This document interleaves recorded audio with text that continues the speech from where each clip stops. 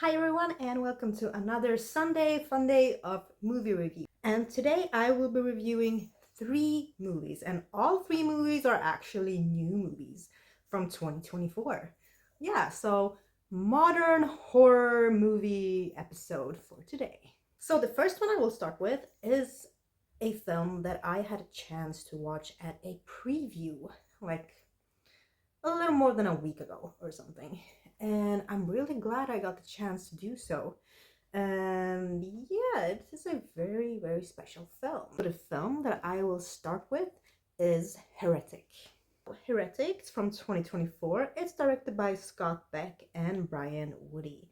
It's starring Hugh Grant, Sophie Thatcher, Chloe East. So in Heretic, we have these 2 young women, Sister Paxton and Sister Barnes. And they are on the mission to talk to people who have shown an interest in the Mormon faith, or to talk a little bit more about it. So they go knocking on doors, talking to people, and then they have a special meeting with Mr. Reed, who is played by Hugh Grant.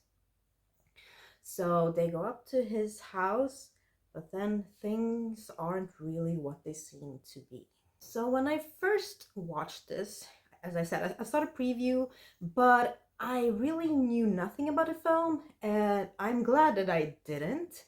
And honestly, when I started watching this film, like already from the first scene, it is filmed in an interesting way. Can I see the backsides of the 2 girls while they are having a interesting conversation about a specific topic? And that kind of drew me in right away, and I was really excited for the rest of the film. And then we get introduced to the girls, and I think that they portrayed their characters really, really well. And then, of course, Hugh Grant. I mean, I've seen Hugh Grant mostly in like romantic comedies. So, yeah, and it has been a while. If there are noises, that's my cat, as usual, except these. I was kind of glad to see him in a character like this. I wanted to see, can he pull this off? And I have to say, he pulled it off brilliantly. Yes, I feel like his character would go like that. I have to say, like, the strength of this film is definitely the dialogue, because there is a lot of dialogue, especially between all the 3 characters, especially in the first half of the film. But the dialogue is interesting and written in such a just fantastic way that it doesn't get boring at all. It gets just better and better when more things are being discussed and revealed. And yeah, like the movie kind of feels like a cat and mouse game, but kind of intellectually, and play with dialogue. At a certain point, I was like, okay, the movie will definitely be like this. We've seen it so many times before, but it didn't go quite the way I had imagined it to go, and I was very, very pleasantly surprised. So I will definitely not spoil the film, but it is an interesting setting. And as I said, the dialogue, the acting is just great. Like, the location is perfect. And they even had like a little miniature of the location in the house, which was very cool. There were like a lot of really good and creative shots made with that. Oh, hello, Abby. And the more the movie, oh, hello, Abby. The more the movie progressed, just the story got more and more interesting. The acting just got better and better. It was already good from the beginning, but it just got better and better. And just everyone delivered. And just the atmosphere, as I said, location, the scenery, cinematography, just everything kind of came together really, really well in this one. But I have to say, the dialogue is definitely the strength, the best part.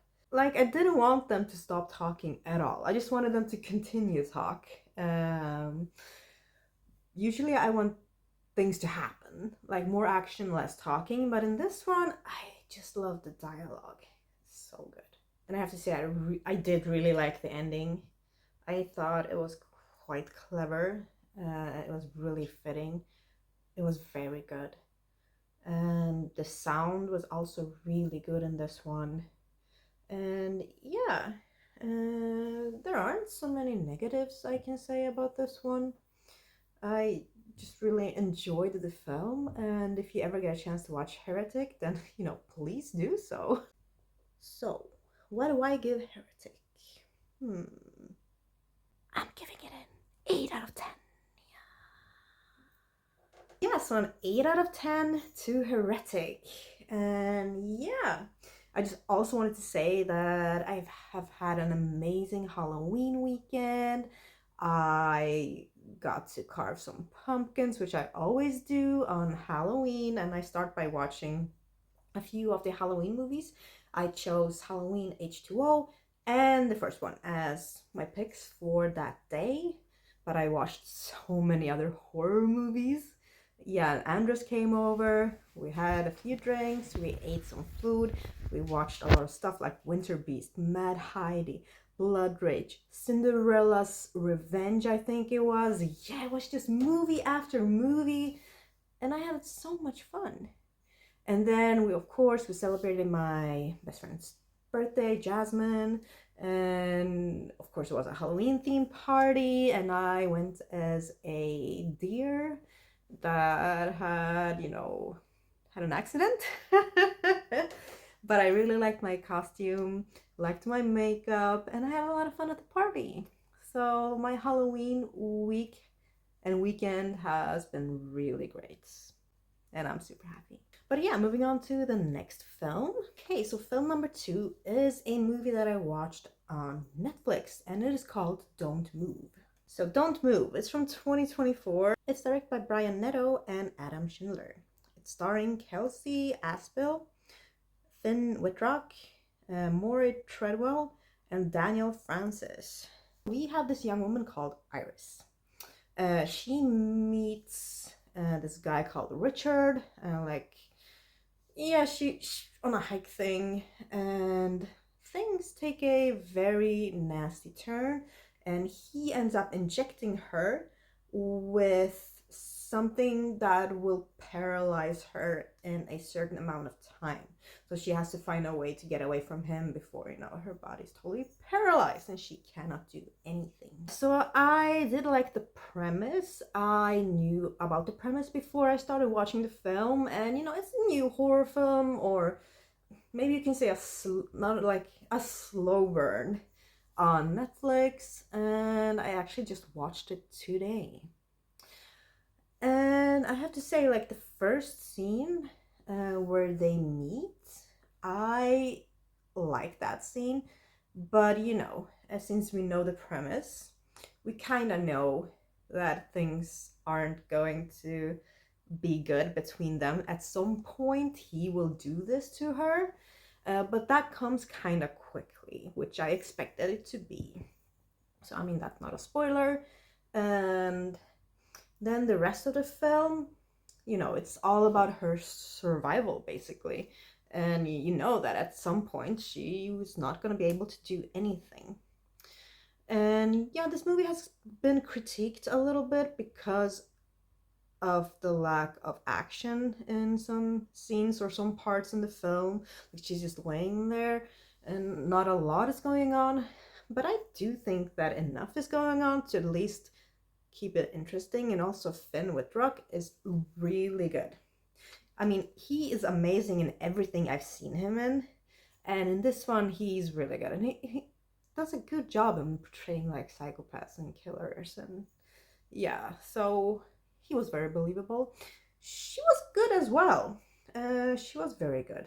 And as I said, I do think enough stuff happens, but I can understand there are like certain periods or certain scenes that kind of feels like they could have been sped up a little bit, or that just not enough is happening because she cannot move in a lot of scenes.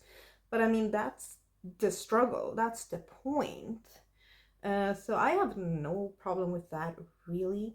But I do think just that the story isn't just that interesting enough to make me go, wow, I am so drawn into this movie. This is more like, okay, it works if I have nothing else to watch. It's not a lazy Sunday. And so for that purpose, it works. But was I like really drawn into it like I was in Heretic? And no, I wasn't. Like the dialogue, it was good enough, but not up to like Heretic level. But it was good enough. But it was very explaining. Like they put in so much of the explaining in the dialogue. But you know, I kind of see why they would do it. But yeah, sometimes I just wish that they have, I don't know, not explained so much through the dialogue. But I did really like one scene where we have this elderly man come in, and that kind of switched things up a little bit, and I really enjoyed that. Also, I do like the scenery in this film. The outside locations, the nature scenes are really gorgeous, really well shot, and you know, they probably used maybe some extra lights, but I think there were a lot of natural lights also, and it looked really gorgeous. Because when I film a movie, natural lights are, you know, it's the best when you're shooting scenes outside in the daylight, of course. Yeah, but I do understand that this film is a bit slow, but I mean, it's not too long that it feels like too long or too drawn out, but it could have been paced a little bit better in some scenes. But as I said, for just a lazy Sunday viewing, it was okay. So, what will I give this one? I'm giving it a 6 out of 10. So, 6 out of 10 to Don't Move. Okay, but let's move on to the next and final review in this episode. Okay, so the final film is also another film that I watched on Netflix that just got added to the list, and it is called Time Cut. So Time Cut, it's from 2024. It's directed by Hannah McPherson. It's starring Madison Bailey, Antonia Gentry, Michael Shanks, Griffin Gluck, and Megan Best. This one, we have this girl called Lucy, played by Madison Bailey. She is a high school student, and she kind of accidentally time travels back to 2003 and decides to stop the serial killer who murdered her sister. So I mean, this has a lot of similarity to Total Killer, which was just released like last year. And you know, that also deals with time travel, traveling back to stop someone from getting murdered. So I mean, with that in mind, it's kind of obvious that I had to kind of compare those two. And I have to say that this film is the bleaker one of the two. I think what made Total Killer, I mean, Total Killer wasn't like fantastic, but it's still a fun film. It had like a lot of humor and comedy and fun in it that this one kind of lacked. I felt that this was trying to be a little too serious than it should have been. This felt more of a TV film for some reason, even though I know it's not, but it felt like that compared to Total Killer. And the title Total Killer is much better than Time Cut. But yeah, this kind of feels like a bad ripoff, and the characters aren't nearly as interesting as the characters in Total Killer. And you know, the kills aren't really that special as well, and I mean, they could have made them probably very special and very memorable, but I just felt that almost everything in this just fell flat and is really pale in comparison to Total Killer. Even the killer's mask was very uninspiring, I have to say. It was like a really bad copy of the mask in Total Killer, and it was just bad. It was just not memorable at all. And I felt that they could have worked on the concept of the mask much more in the design. And at least if they would have had like a killer mask that was amazing or stood out more or special, unique, then this might have been, a little bit more interesting. But yeah, this just felt very kind of typical, a little bit cliche, and just a ripoff of Totally Killer. So, and yeah, I also just watched this today, and yeah, nothing really stands out in my mind, but I've seen much worse movies. So, I mean, this is definitely not the worst movie or like, oh, it's so bad. It's just not that special or memorable. I think if this movie had had more like brutal kills, like more humor, more comedy in it, and just better written characters, then this would have been a really fun film. And I just think that they worked out this time travel thing better in Totally Killer than in this one. And I think 2003 is that really the most like fun time and era to go to? Like clothes wise, makeup wise, scenery wise, setting wise, like just atmosphere wise. I'm like, I lived through the early 20s, and I mean, huh? Like there are like some better, more interesting, more inspiring like decades and eras to go to for sure. And also, like, even though you know that this girl, she's trying to stop the murder of her sister, it never really feels that exciting. I I don't know. I was like, okay, I know that she has to stop this. They're gonna die soon, but did I really care? I was like, no, no, I don't really care. But yeah. So, what will I give Time Cut? I'm giving it a 4 out of 10. Yeah, so a 4 out of 10 for Time Cut.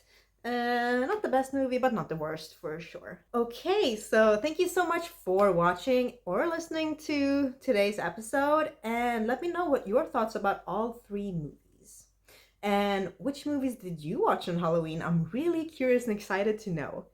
So yeah, thank you for watching. Give this video a like, comment something like 2024 or something for the algorithm. And don't forget to subscribe if you haven't. It means so much to me. And I'll see you next Sunday. Bye.